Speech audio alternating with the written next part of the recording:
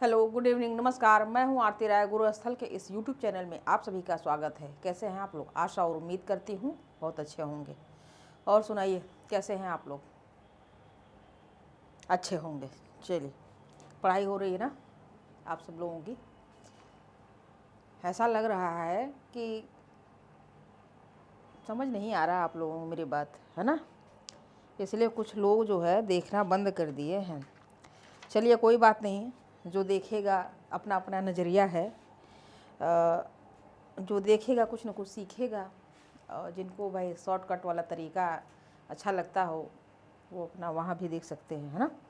चलिए, तो आज की जो हमारी चर्चा होगी किस पर होगी? सामाजिक ऋग्वैदिक काल का जो सामाजिक जीवन था उस पर हो जाएगी। इसी में हम लोग नदियाँ भी देख लेंगे, भाई सामाजिक जीवन किस तरीके से था। सामाजिक जीवन में मुख्य रूप से हम इनके देवी देवताओं की बात करेंगे। ठीक, तो चलिए आगे बढ़ें हम लोग। देखिए, यहाँ पर जो भी कुछ मैं लिखी हूँ, मैं हट जाऊँगी तो आप लोग स्क्रीनशॉट खींच भी सकते हैं। ये मैं अपने समझाने के लिए लिखी हूँ। ठीक, बाकी मैं इसे लिखवाऊँगी, है ना? ठंड देखिए बहुत ज़्यादा होने लगी है, तो मैं बोलूँगी और आप लोग लिख लीजिएगा। ठीक, नहीं तो बहुत बड़ी बड़ी क्लासें बन जाएंगी क्योंकि चीज़ें ज़्यादा होती हैं। अब मैं लिखूँगी ना बहुत। चलिए, अच्छा आगे बढ़ते हैं। देखिए, यहाँ पर हम लिखे हैं ऋग्वैदिक काल का धार्मिक जीवन। ठीक, अब धार्मिक जीवन कैसा था उस समय? देखिए, जो ऋग्वैदिक काल का जो समाज था वह कैसा था भाई? चरवाहा किस्म का था, अर्धयायावर था। हमने पहले बताया कि यूरोप से निकले, ईरान से अफ़गानिस्तान होते हुए सप्त सिंधु क्षेत्र में आए और सप्त सिंधु क्षेत्र से पूर्व की ओर बढ़ते हैं। और इनका जो ऋग्वैदिक काल ख़त्म होता है, समय धीरे धीरे बीतता रहता है, फिर उत्तर वैदिक काल आ जाता है। उत्तर वैदिक काल तक ये लोग पूर्व में जो बिहार है, बिहार की पश्चिमी सीमा तक ही पहुंच पाते हैं। जहां पर गंडक नदी है वहीं पहुंच पाते हैं, उसके आगे वो लोग नहीं पहुंच पाते हैं। तो चूँकि वो लोग एक चरवाहा किस्म के थे, उस समय का बनता हुआ समाज था एक, और धार्मिक रूप से, और वो एक जगह से अब वहाँ तक तो पूरब की तरफ गए, इसी तरीके से अन्य इलाकों में भी वो गए हैं। ठीक, जो बताना चाहती हूँ उसी के लिए मैं बात बता रही हूँ। ठीक, तो कहीं पर वो गए, जाइए अपने भारत में आप देख लीजिए। अगर कोई यहाँ मान लीजिए ठंडी है, अभी मुंबई में चले जाए, वहाँ क्या क्या इतनी ठंडी होगी? नहीं होगी। साउथ में आप चले जाइए, इतनी ठंडी नहीं होगी, है ना? तो अगर आप मेघालय में चले जाइए तो कुछ जगहों पे ऐसे होते हैं, हर जगह बारिश होती है, कहीं पर बहुत ठंडी होती है, कहीं बहुत गर्मी होती है। इस तरीके से उस समय काल में लोग एक जगह से दूसरे जगह जाते रहे, तो उनको समय का भी इतना नहीं था। तो अब चूँकि विज्ञान भी इतना उनको नहीं जानकारी थी, विज्ञान वाली बात। आजकल तो भाई कौन सी घटना कब होने वाली है यह हमें जानकारी हो जाती है। किस तारीख के होगी, किस समय होगा, यह भी जानकारी। लेकिन उस समय ऐसा नहीं था। ये लोग को ये नहीं पता कि दिन कैसे हो गया, रात कैसे हो गया। रात को नींद आ गई, सोए हैं तो अचानक जब उठ रहे हैं तो दिन हो गया है। सुबह कैसे हुआ, शाम कैसे हुआ, अचानक बिजली कड़क रही है, बादल आ रहे हैं, बारिश हो जा रही है। अब ये सब जो प्राकृतिक घटनाएं थीं उस समय, इनको उसकी ठीक ठीक जानकारी थी नहीं। अब ये डर जाते थे, अचानक बारिश हो गई, आंधी आ गई, तूफान आ गया, बिजलियां कड़क रही हैं, है ना, बादल बारिश हो रही, डर जाते थे एकदम से कि अब क्या हो गया। जैसे ही डरे, अब वो एकदम से वो डर जाते थे बहुत ज़्यादा। अब क्या करें? तो जब वो डरते थे तो क्या करते थे? कर जोड़ लेते, हाथों को जोड़ते थे। अब बहुत तेज कुछ ना कुछ मुंह से निकला उनके, बुद बुद बुद कुछ तो किए। अब पता चले कि जैसे बिजली कड़की अब कुछ हाथ जोड़े, अब डर के मारे ऐसे हाथ जोड़ेंगे ना, ऐसे हाथ जोड़े, कुछ निकली, और जब तक कि उनके जैसे ही मुंह से कुछ निकल रहा है वैसे बिजली बंद, कड़कना बंद। तो बोली अरे हमारे मुंह से कुछ निकला है तभी बिजली भी बंद हो गई, मतलब यही कहना चाहिए। फिर क्या हुआ, जब बिजली कड़के फिर वही बात, तब तक बिजली, फिर मतलब उनको ज्ञान नहीं था, मौसम का ज्ञान नहीं था, विज्ञान इतनी तेज थी नहीं, मतलब नहीं था इतने। तो इस तरीके से उनका प्रकृति को लेकर के एक डर सा पैदा हो गया उनके दिमाग में। तो वो जिन क्षेत्रों में जहाँ जहाँ गए, जो भी प्राकृतिक घटनाएं होती थी, जो भी प्राकृतिक अवयव होते थे, उनमें जो भी घटित हुई घटनाएं, वो सबका उन लोगों ने, ऋग्वैदिक आर्यों ने दैवीकरण कर दिया। आपको पता है, बता भी दिया कि जो ऋग्वेद है, ऋग्वेद में सबसे ज़्यादा स्तुतियाँ हैं, प्रार्थनाएं की गई हैं, हाथ जोड़कर, प्रार्थनाएं हाथ जोड़ के ही करते हैं ना, तो उसमें स्तुतियाँ हैं। कोई कर्मकांड ठीक से, जो दूसरे से सातवें मंडल की जो बातचीत है, आपने देखा होगा स्तुतियाँ ही, स्तुतियों में बातें कही गई है ना। उसके बाद तो जो जोड़ दिए गए वो अलग अलग बातें हैं। तो कहने का मतलब यह है कि जो भी था वह मुँह से बोला हुआ था, ठीक, स्तुतियाँ थी, कोई कर्मकांड वाली बात नहीं थी, कर्मकांड तो बाद में आई, ठीक। तो इस तरीके से एक धर्म का विकास होता है, समझ लीजिए। धर्म का विकास कैसे हुआ, डर से हुआ। चलिए यहीं पर हम थोड़ा बताते हैं। देखिए हम यहाँ लिखे हैं धार्मिक स्थिति, यहाँ पर देखिए ऋग्वैदिक धार्मिक जीवन प्राकृतिक भौतिक परिवेश से प्रभावित था, वही बातें हम बताए हैं। क्यों, जो ऋग्वैदिक काल का जो समाज था, उसका जो धर्म था वह प्राकृतिक परिवेश से प्रभावित था।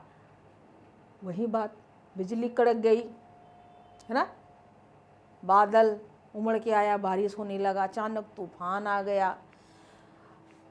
तो प्राकृतिक भौतिक परिवेश से प्रभावित था, और जो भी प्राकृतिक अवयव या प्राकृतिक घटनाएं होती थी उसे वो लोग समझ तो पाते नहीं थे। जब ये लोग प्राकृतिक जो भी अवयव थे उसमें जो भी घटनाएं घटी उसे वो समझ नहीं पाते थे कि ये क्यों हो रहा है, वो तो बस डर ही जाते थे कि कुछ भी बोलना है ना। अब ये लोग क्या करते, समझ नहीं पाते थे, जब समझ नहीं पाते तो क्या करते थे, डर जाते थे, डर जाते थे।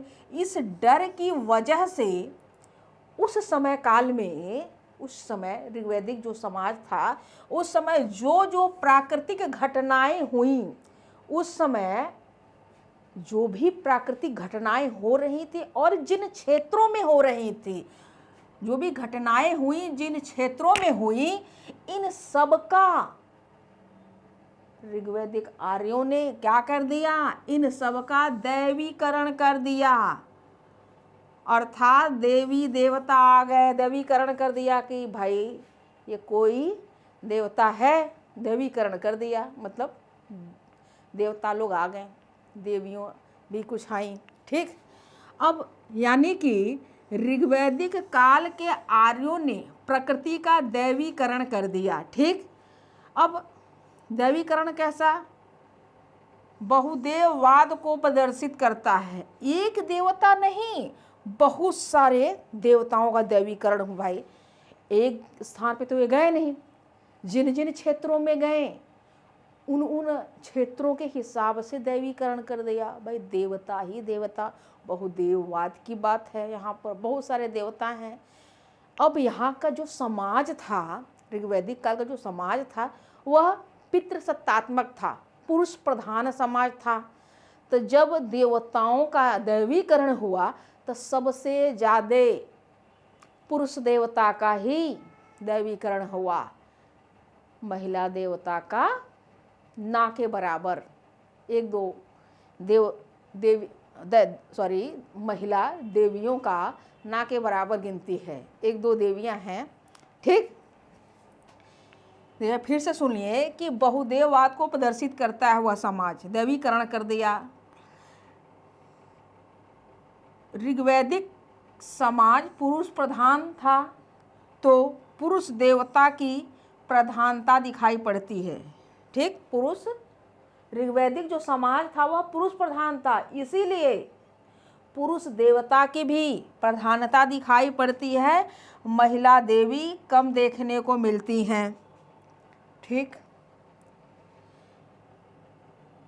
अर्थात ऋग्वैदिक काल का धर्म प्रकृतिवादी बहुदेववादी है। ठीक, ऋग्वैदिक काल का जो धर्म है वह प्रकृतिवादी और बहुदेववादी है। देखिए, आपको पहले बता दिया हमने कि जिन जिन क्षेत्रों में ये गए उन क्षेत्रों के हिसाब से जो घटनाएं घटी, भाई दैवीकरण कर दिया, ये देवता वो देवता वो देवता, है ना। अब देखा जाए तो दैवीकरण कैसे हो रहा है? डर से हो रहा है। डर रहे हैं ना, आंधी तूफान आने से, बिजली कड़कने से, बारिश होने से, अचानक गर्मी हो जाने से, रात कैसे हो गया, दिन कैसे हो गया, ये सूर्य ये ऐसे इतनी गर्म कैसे है, आग कैसे उबल रहा है, आग का गोला कैसे, न जाने क्या क्या तमाम प्रकार की बातें सब प्रकृति को लेकर के। तो उतने ही प्रकार से देवियाँ, उतने प्रकार से देवताएं प्रकट हो गए उस समय।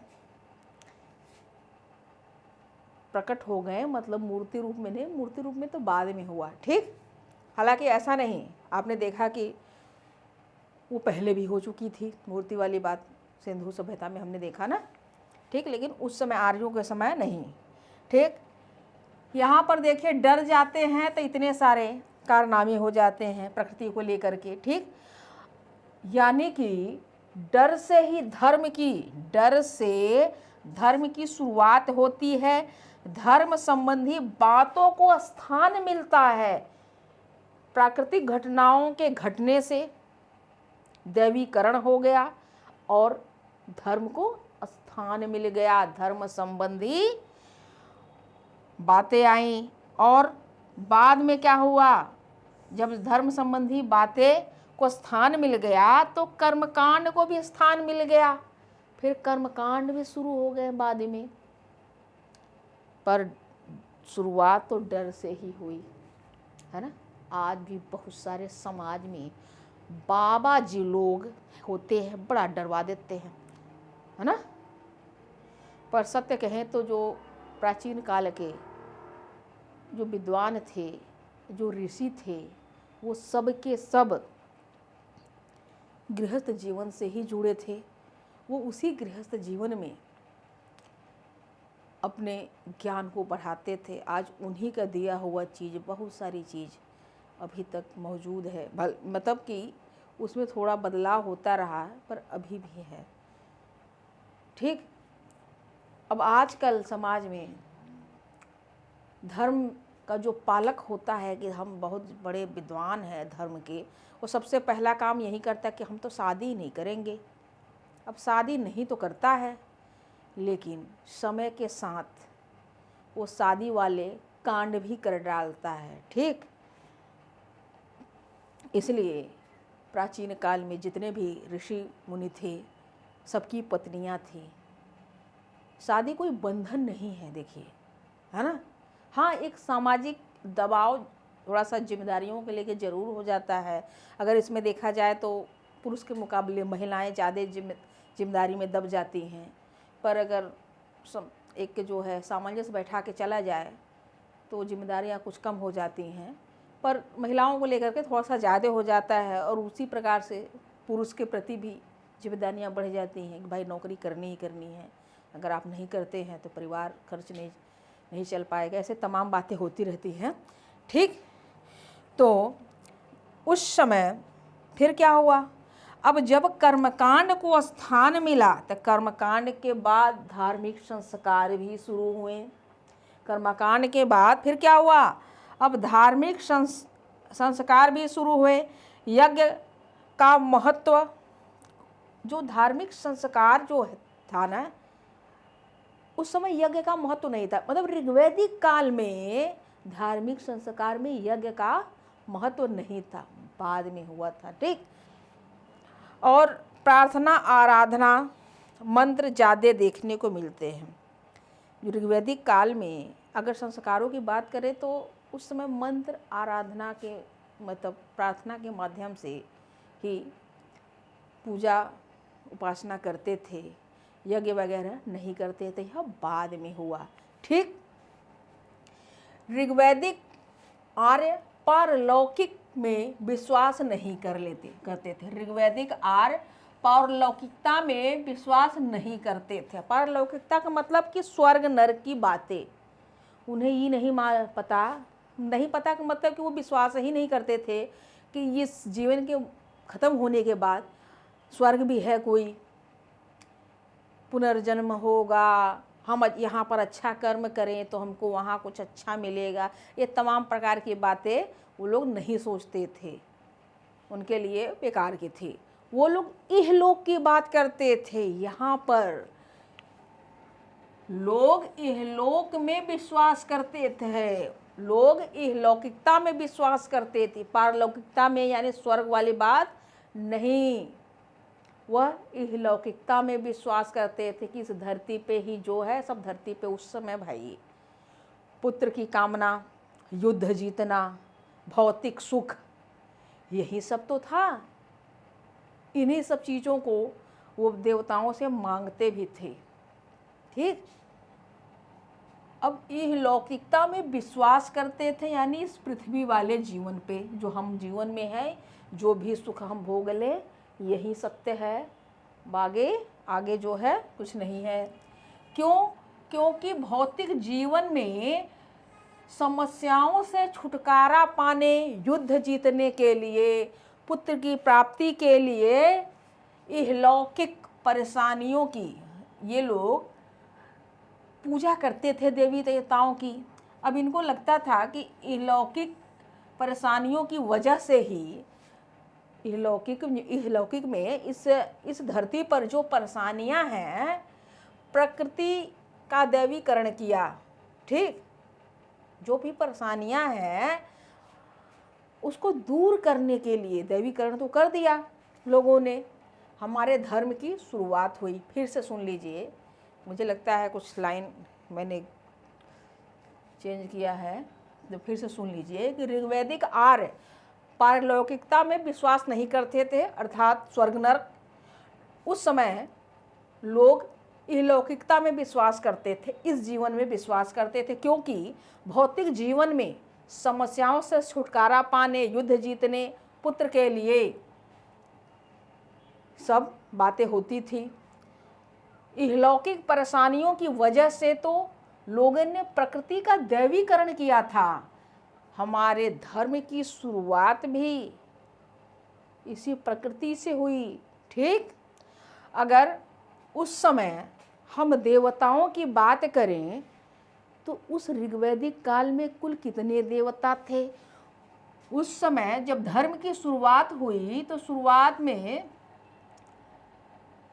देवताओं की संख्या कितनी थी? 33 बताई गई है। ठीक। दैवीकरण जब हुआ तो देवताओं की संख्या 33 बताई गई है। किसने बताया? यास्क ने बताया, या एक यास्क ऋषि थे, मुनि, उन्होंने बताया। अब कहाँ बताया था? अपने किताब निरुक्त में बताया था, देवी देवताओं की संख्या बताया था। किसने? 33। ठीक। अब कितने देवी देवता हैं भाई? जानते होंगे आप लोग, है ना? तो उस समय जो ये 33 संख्या है देवताओं की, उसको 3 भागों में बांटा गया था। ठीक। उसे 3 भागों में बांटा गया था। आकाश के देवता, ठीक, अंतरिक्ष के देवता, पृथ्वी के देवता। आकाश के देवता, अंतरिक्ष के देवता, पृथ्वी के देवता। जो आकाश के देवता थे वो पहले नंबर पे एक नाम है द्यौस। ठीक। इस द्यौस जो है आर्यों के प्राचीन देवता हैं और इन्हें पिता कहा जाता है आर्यों के, कि ये पिता हैं भाई। ठीक। द्यौस आकाश के देवता एक है द्यौस जो प्राचीन देवता है। वरुण देवता, एक वरुण देवता है आकाश के। ये जो नैतिक नियम कानून जो होते हैं उनको मतलब संरक्षण प्रदान करते थे। नैतिक नियम कानून वाली बात थी। ठीक, एक सूर्य देवता, आकाश के देवता, एक मित्र हैं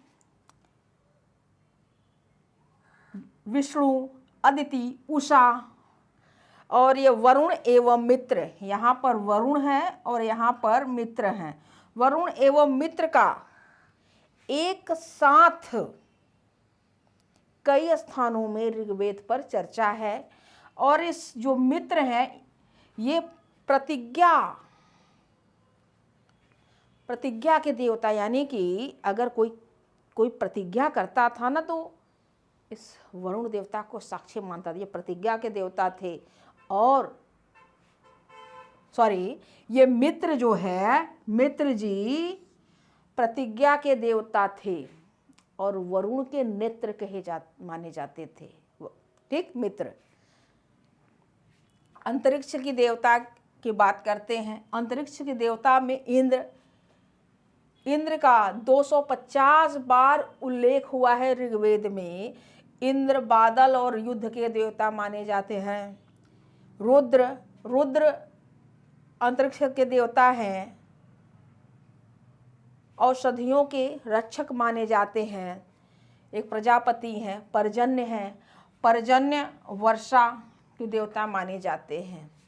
अंतरिक्ष और इसमें क्या अंतर? आकाश जो हमें दिखाई पड़ रहा है, आकाश के देवता भाई ऊपर बैठे हुए हैं। और आकाश से ऊपर के जो देवता हैं वो अंतरिक्ष देवता हैं। आकाश से भी ऊपर वो हमें दिखाई तो पड़ते नहीं, पर फिर भी भाई देवता मान लिया गया है ना। फिर पृथ्वी पर, इस धरती पे कौन से देवता हैं? अग्नि देवता हैं। सोम देवता, बृहस्पति, पूषण। ये जो अग्नि है, अग्नि को ऋग्वेद में देवताओं के अगर नंबर की हम बात करें तो दूसरे नंबर पे स्थान मिला है। और वरुण को तीसरे नंबर पे स्थान मिला, प्रथम स्थान द्यौष। ठीक, ये अग्नि जो है मानव और देवताओं के बीच मध्यस्थता की भूमिका अदा करते थे भाई। देवताओं को अगर भोजन जाना है तो अग्नि के माध्यम से जाता था। ऐसा माना जाता है कि अग्नि जो है मुख है।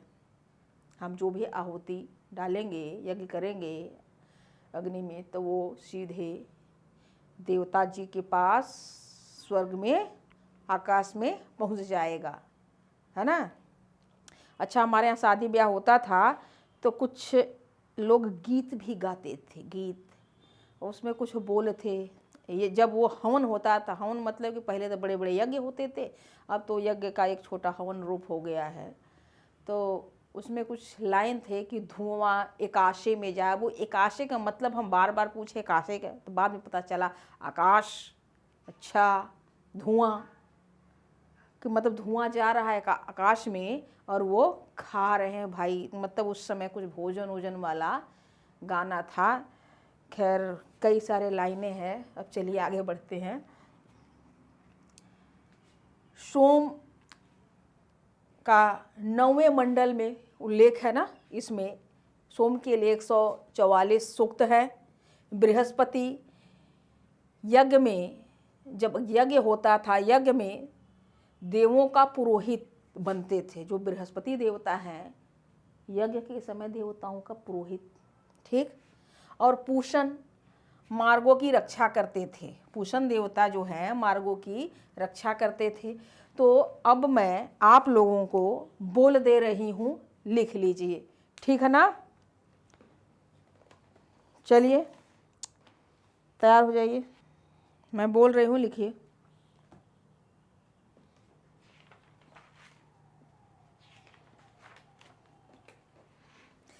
हेडलाइन डाल दीजिए, ऋग्वैदिक काल का धार्मिक जीवन, या हाँ धार्मिक जीवन डालिए। हेडलाइन डालिए, ऋग्वैदिक काल का धार्मिक जीवन।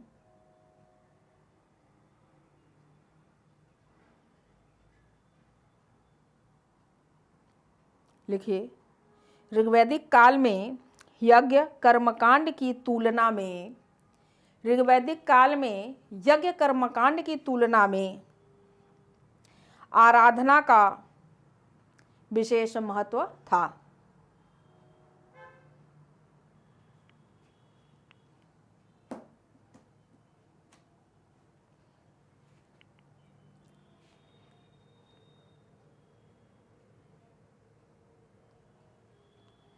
आगे लिखिए, इस काल के पारलौकिक, इस काल यानी ऋग्वैदिक काल के पारलौकिक ऋग्वैदिक काल के लोग पारलौकिक जीवन में विश्वास नहीं करते थे, बल्कि इनका दृष्टिकोण इहलौकिक था। इहलौकिक ये वाला धरती वाला लौकिक, ठीक। आगे लिखिए, इस काल के मतलब ऋग्वैदिक काल के आर्यों का जनजीवन प्राकृतिक घटनाओं से काफी ज्यादा प्रभावित था। चूंकि ये लोग प्राकृतिक घटनाओं को समझ नहीं पाते थे,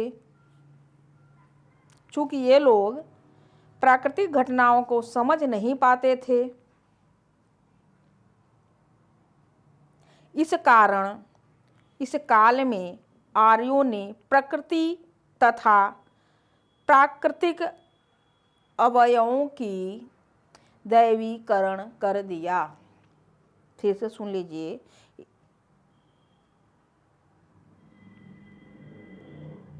इस काल में आर्यों ने प्रकृति तथा प्राकृतिक अवयवों का दैवीकरण कर दिया। आगे लाइन, इस काल का समाज पुरुष प्रधान था। इस कारण वैदिक देवमंडल में पुरुष देवताओं की प्रधानता देखने को मिलती है। फिर से, इस काल का समाज पुरुष प्रधान था। इस कारण वैदिक देवमंडल में पुरुष देवताओं की प्रधानता देखने को मिलती है।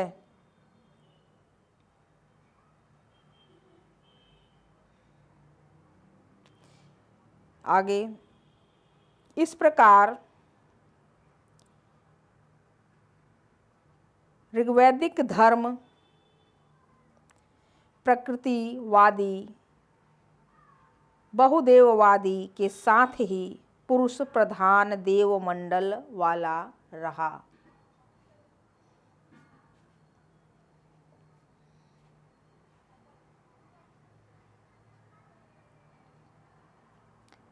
ऋग्वेद में कुल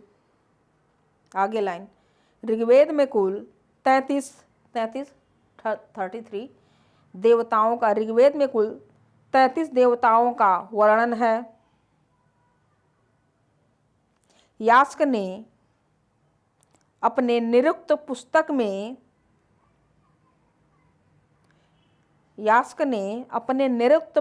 में इन 33 देवताओं को 3 भागों में वर्गीकृत किया है।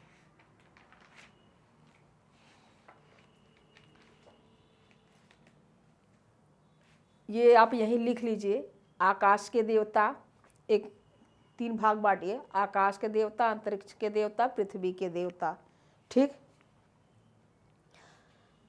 आकाश के देवता में लिखिए द्यौस, वरुण, सूर्य, मित्र, विष्णु, अदिति, उषा। फिर से सुनिए आकाश के देवता को, द्यौस, वरुण, सूर्य, मित्र, विष्णु, अदिति, उषा। अब अंतरिक्ष की देवता इंद्र, रुद्र, प्रजापति, पर्जन्य। पृथ्वी के देवता को लिखिए अग्नि, सोम, पृथ्वी के देवता में लिखना है अग्नि, सोम, बृहस्पति, पूषण। ठीक, ऐसे अलग बांट के लिख लीजिए। अब द्योश में कुछ जो प्रमुख देवताएं हैं उनके जो संभावना बनती है कि वहाँ से प्रश्न आ सकते हैं, तो उसके बारे में द्योश के बारे में लिखिए। द्योश देवता ये किसके हैं? आकाश वाले देवता है ना।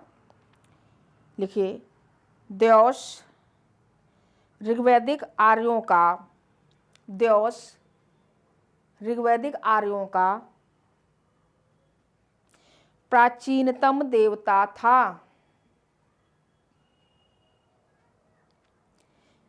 जिसे आर्यों देवताओं का, जिसे आर्यों का और देवताओं का भी, देवताओं का पिता कहा गया है। यह मतलब द्योश में लिख रहे, आपने लिखा ना, द्योश ऋग्वैदिक आर्यों का प्राचीनतम देवता था जिसे आर्यों देवताओं का पिता कहा गया है। आगे लिखिए इंद्र के बारे में। इंद्र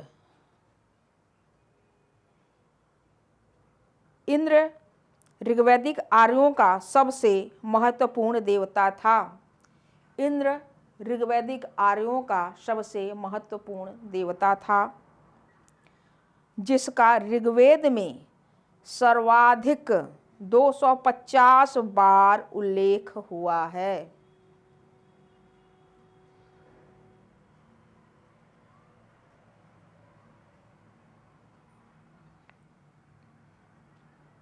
यह मुख्यतः युद्ध एवं बादल का देवता है। यह मतलब इंद्र मुख्यतः युद्ध एवं बादल का देवता था।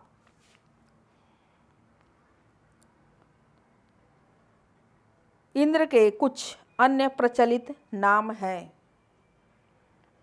पुरंदर,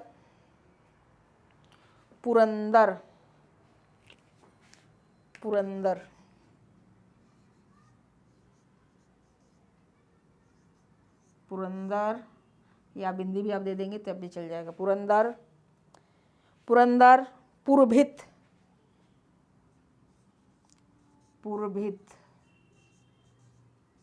पुरंदर, पुरभित,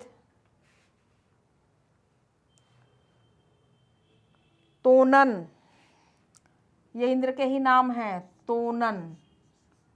तोनन, एक और नाम, एक क्या 2-3 नाम है भाई, मैं यहाँ लिख ही देती हूँ, रेड से नहीं पता चल रहा है।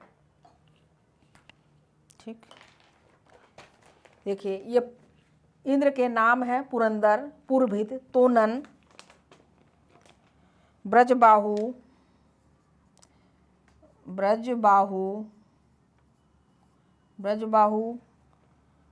ये सब कॉमा दे के लिखिएगा। ठीक, सर्पांतक,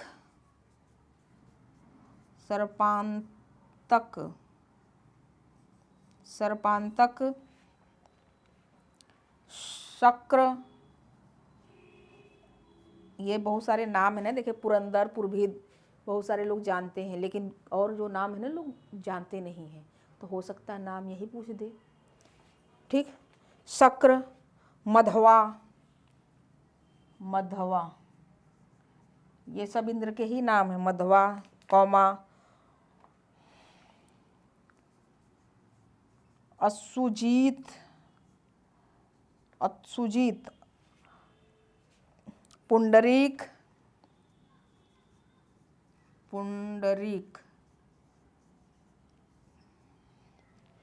और नाम है गोप्ती,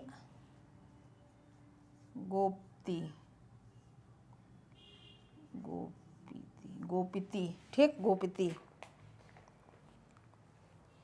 ये नाम है इंद्र आदि। इंद्र। अब आगे लिखिए अग्नि के बारे में, हो गया होगा ना, अग्नि के बारे में लिखिए।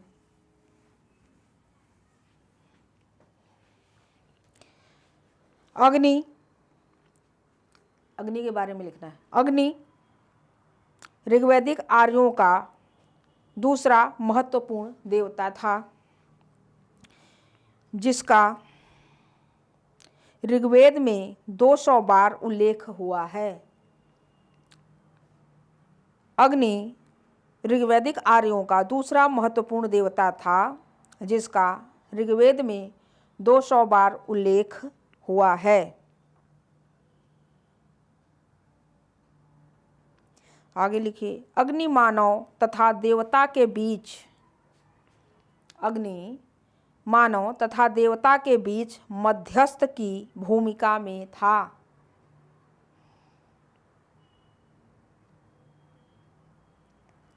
आगे लाइन लिखिए, अग्नि एकमात्र देवता था, अग्नि एकमात्र देवता था जिसे पृथ्वी के साथ ही पृथ्वी, आकाश तथा अंतरिक्ष अर्थात यानी तीनों श्रेणियों में अंतरिक्ष वर्गों में भी स्थान मिला।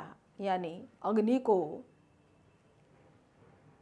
धरती, आकाश, अंतरिक्ष तीनों में स्थान मिला है।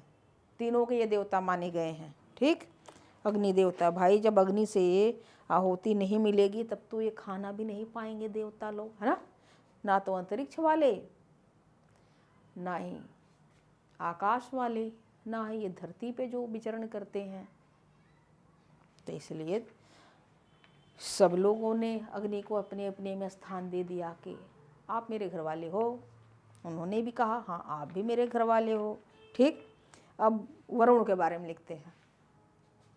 चलिए वरुण देवता के बारे में लिखिए। वरुण तीसरा महत्वपूर्ण देवता था, जिसका 120 बार उल्लेख हुआ है। कहाँ? ऋग्वेद में होता है। ठीक, ऋग्वेद की ही बात है। वरुण, आगे लाइन लिखिए, वरुण ऋत, आप ब्रैकेट में लिखिए नैतिक ऑब्लिक प्राकृतिक नियम। ठीक, ऋत का अधिपति देवता था। वरुण ऋत का अधिपति देवता था। ऋग्वेद में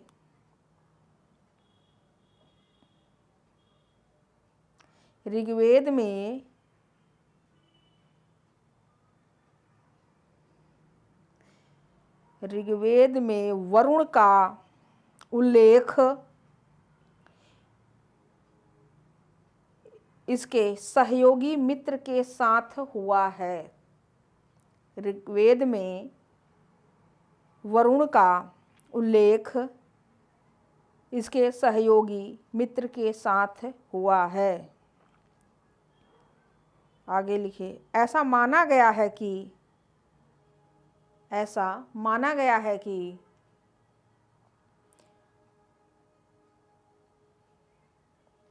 वरुण का निवास स्वर्ग में 1000 खंभों वाले महल में था। वरुण का निवास 1000 खंभों वाले महल में था।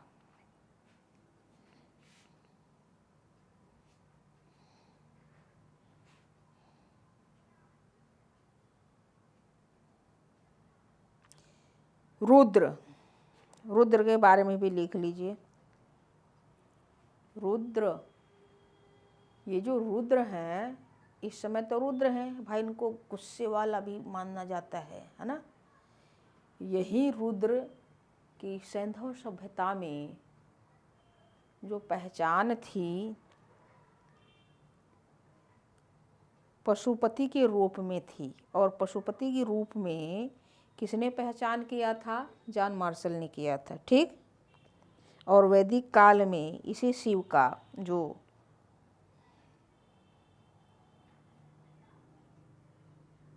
शिव के लिए रुद्र शब्द का प्रयोग हो गया है ना।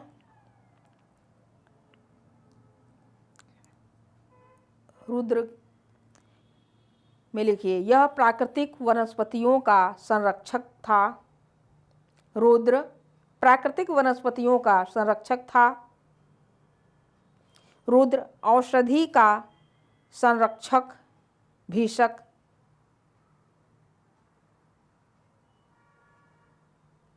का देवता था। रुद्र प्राकृतिक वनस्पतियों का संरक्षक औलिक औषधियों का देवता था। मतलब औषधि की भी वो ये संरक्षण देखभाल रुद्र ही करते थे। ठीक। एक अगली नाम है देवता का अश्विन देवता। इनको अश्विन को नास्त्य भी कहा जा गया है। नास्त्य, नास्त्य। ठीक। नास्त्य, आधा स्व या तो पूरा सा ना सत्य, नास्त्य। ठीक। इसी को अश्विन देवता भी कहते हैं ना, अश्विन। ठीक। नास्त्य अश्विन देवता। यह देवताओं का चिकित्सक था। नास्त्य देवताओं का चिकित्सक था। इन्हें अश्विन देवता के रूप में भी माना गया है। भाई मतलब ये डॉक्टर थे, देवता लोग भी बीमार हो जाते थे, है ना। बताइए।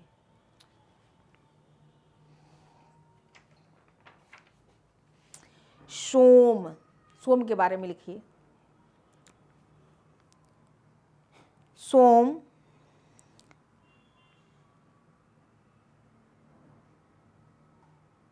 ऋग्वेद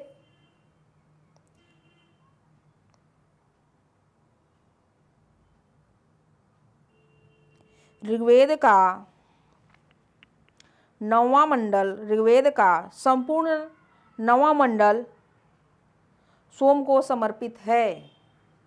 सोम एक वनस्पति थी जिससे पेय पदार्थ निकाला जाता था, और सोम वही पी सकता था जो 3 साल तक गृहस्थ जीवन में हो। और ये सोम वनस्पति कहाँ मिलती थी? हिमालय के मुंजवन चोटी पर मिलती थी। आगे लिखे पर्जन्य। पर्जन्य यह वर्षा के देवता थे। मारुत, मारुत यह आंधी तूफान के देवता थे। मारुत भी थे ना। आंधी तूफान के देवता कौन? मारुत। वर्षा के देवता कौन? पर्जन्य। एकाक की ओर लिखवा देते हैं।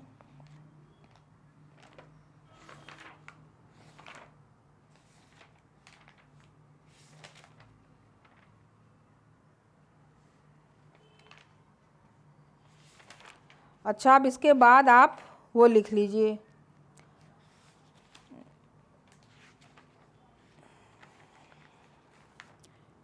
हमने अभी नदियाँ नहीं लिखवाया, तो एक तरफ आप नदियों के लिए भी लिखेंगे थोड़ी बात। हिरण्यगर्भ एक नाम लिख। हिरण्यगर्भ, इनकी हिरण्यगर्भ की उत्पत्ति समुद्र से मानी गई है। ठीक। यह भी लिख लीजिए। बृहस्पति यह यज्ञों में देवता का पौरोहित्य करते थे, मतलब पुरोहित वाला काम करते थे। क्षेत्रपति, क्षेत्रपति भी एक देवता थे। कृषि भूमि के संरक्षक देवता थे।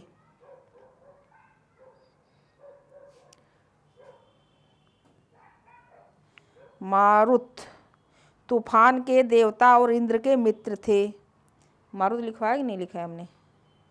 हाँ, मारुत लिखवाया। ये आंधी तूफान के देवता थे मारुत, और इंद्र के मित्र भी थे।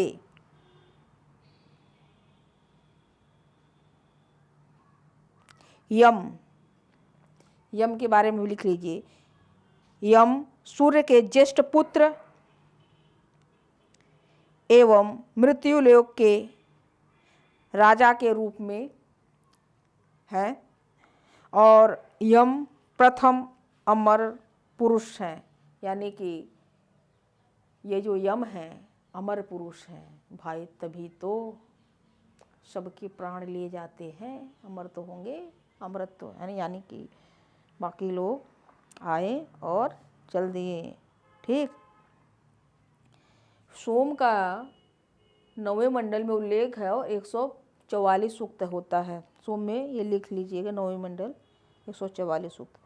अब आप थोड़ा सा नदियों के बारे में लिख लीजिए, ठीक है ना।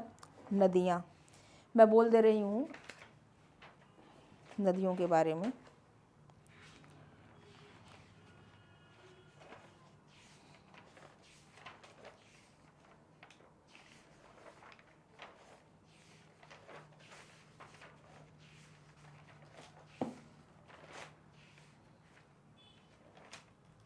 देखिए नदियों के बारे में पहले कुछ नदियों के लिए पहले कुछ लाइन लिख लेते हैं। लिखिए ऋग्वेद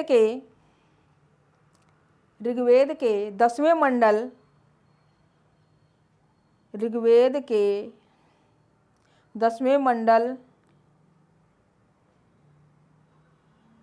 10वें मंडल के नदी सूक्त में 19 नदियों का, ऋग्वेद के 10वें मंडल के नदी सूक्त में 19 नदियों का, जबकि तथा संपूर्ण ऋग्वेद में कुल 25 नदियों का उल्लेख मिलता है।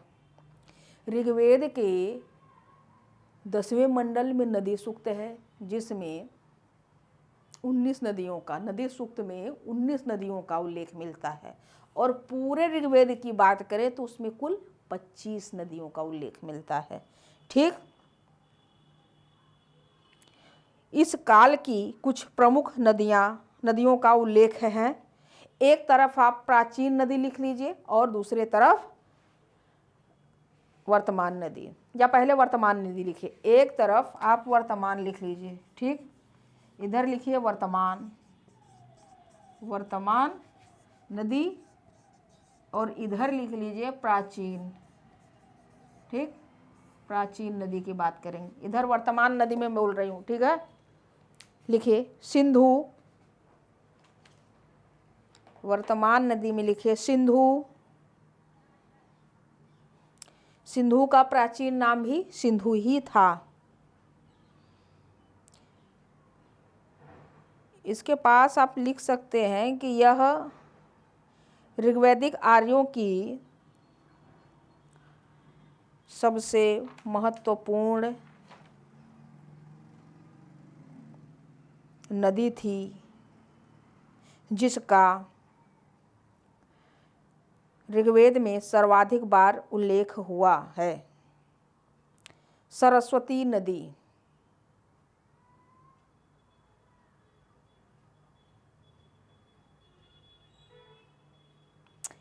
सिंधु में आपने लिखा यह ऋग्वैदिक आर्यों की सबसे महत्वपूर्ण नदी थी जिसका ऋग्वेद में सर्वाधिक बार उल्लेख हुआ है। किसका? सिंधु नदी का। सरस्वती नदी, वर्तमान में सरस्वती नदी, प्राचीन में एक नाम है नदितम, उसमें ब्रैकेट में लिख लीजिए यह आर्यों की सर्वाधिक पवित्र नदी थी जिसकी वर्तमान पहचान घग्घर हाकरा क्षेत्र से की जाती है।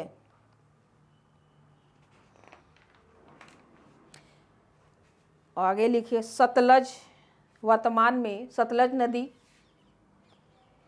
प्राचीन नाम सुतुद्री नदी।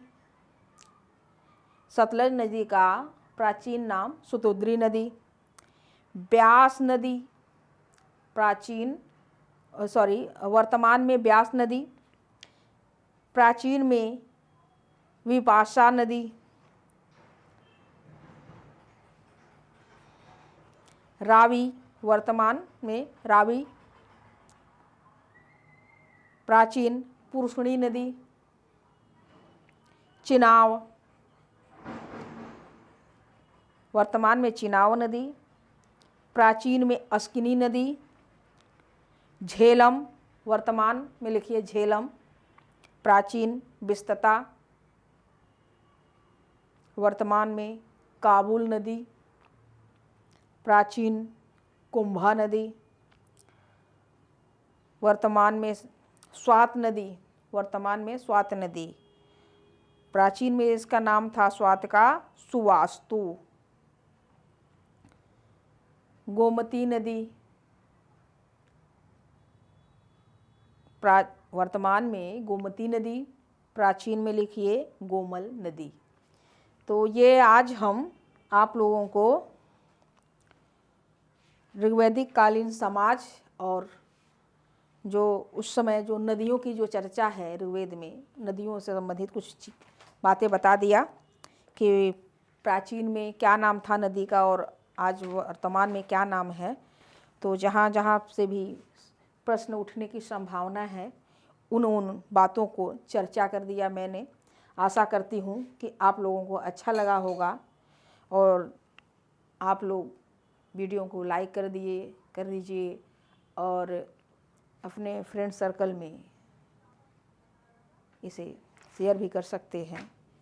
शेयर का मतलब कि आप वहीं तक डालिए जहाँ पर इसकी ज़रूरत हो, ऐसे नहीं है ना कि ज़बरदस्ती किसी को भी भेज दे।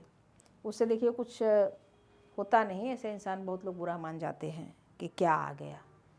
तो जैसे जो पढ़ने वाले ग्रुप हो आप लोगों के पास, तो उसमें आप भेज सकते हैं। चलिए, तो पढ़ते रहिए, खुश रहिए। और कल की जो हमारी क्लास होगी वह ऋग्वैदिक काल की राजनीतिक स्थिति पर होगी। अब 2 क्लास और, एक राजनीतिक स्थिति पे हो जाएगी और एक आर्थिक स्थिति पे। तो आपका पूर्व वैदिक काल खत्म। 2 क्लास के बाद हम उत्तर वैदिक काल पर आएंगे। ठीक, तो उत्तर वैदिक काल में भी ऐसे ही 3 या 4 क्लास होंगे, 4 क्लास। ठीक, तो आप लोग क्लासों के लिए चिंता मत करिए कि बहुत ज़्यादा क्लास बन जा रहे हैं। आपको मतलब की बात यही जो मैं पढ़ा रही हूँ ना, इन्हीं सब चीज़ों को आप लोग 10-10 हज़ार दे करके लोग पढ़ते हैं। अभी तो पेपर में कुछ दिन पहले आया भी था, उत्कर्ष 2500 में पढ़ा रहा है। भाई अब क्या पढ़ा रहा है पता नहीं, जो भी हो अब तो जो पढ़ेंगे उन्हीं को पता चलेगा, है ना। जो राजस्थान का कोई है वो कुछ आया था ऐड वगैरह पेपर में। तो चलिए, जिसको जहाँ पढ़ने की इच्छा हो वो ज़रूर पढ़े, लेकिन जो मेरे वीडियो को देखेगा वो ज़रूर कुछ न कुछ समझेगा। मैं इतने कुछ आप लोगों को निःशुल्क दे रही हूँ, बहुत कम लोग ही इतना दे पाते हों। धन्यवाद। चलिए।